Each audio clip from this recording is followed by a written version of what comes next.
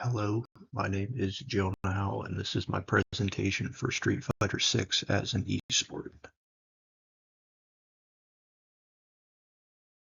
Street Fighter has had a long and historic presence in the esports scene, with the game start in arcades with the original release in 1987, introducing a direct way for players to compete against each other head-to-head as opposed to competing for high scores. Made the game quite popular competitively. Street Fighter is one of the largest games in the esports fighting game community. Street Fighter also has an interesting history with it being a grassroots community that held tournaments independently for many decades until Capcom started to become directly involved in the esports scene with the Capcom Cup 2013 for Ultra Street Fighter 4. So, who runs Street Fighter 6 events? Uh, The largest Street Fighter 6 tournament held so far was held by Capcom themselves with Capcom Cup 10 with a $1,734,000 prize pool, with $1 million going to the winner. DreamHack also holds DreamHack Dallas annually and had a $50,000 prize pool. The Hadou Gaming Generations hosted Combo Breaker 2024 with a prize pool of $14,320.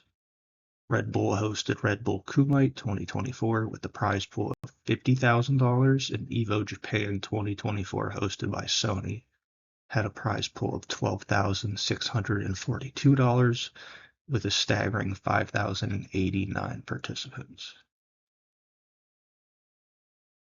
So what makes Street Fighter 6 an esport? Street Fighter 6 is a competitive fighting game having one player face off against another player in a best out of 3 set. Street Fighter has many different mechanics which players can take advantage of to master and give them a unique competitive edge. Street Fighter 6 also has a robust roster of unique characters for players to master. There are also tournaments held regularly throughout the year, in person and online. Street Fighter 6 also receives regular updates and new characters to keep the game fresh.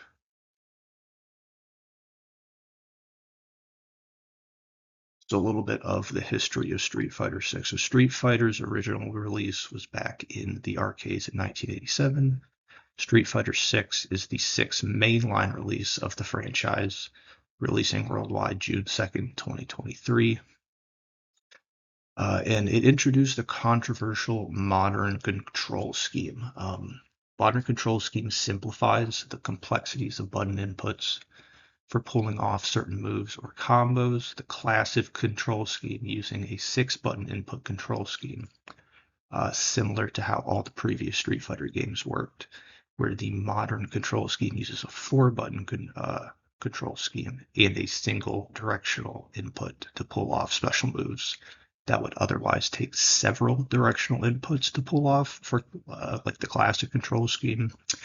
This has been hotly debated on whether or not modern control should be banned from tournament use, claiming that it gives players an unfair advantage. However, modern control users have not been dominating tournaments in comparison to classic users, and a lot of the top players have chosen not to adopt the modern control scheme, and have not had any noticeable issues playing against players who do use the modern control scheme.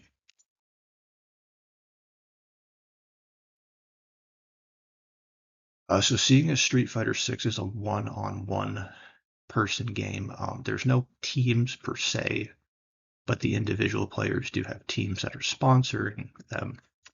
And I decided to rank them based off of earnings and not do like based off popularity or maybe placements. Just seems a little simpler to rank them. So as far as organizations, NASR Esports, OO Nation, and FAV Gaming would be the top 3 organizations for earnings, and players would be UMA, who is unsponsored, Kakaru, who is sponsored by Bushigan, and Chris Wong, sponsored by Fnatic.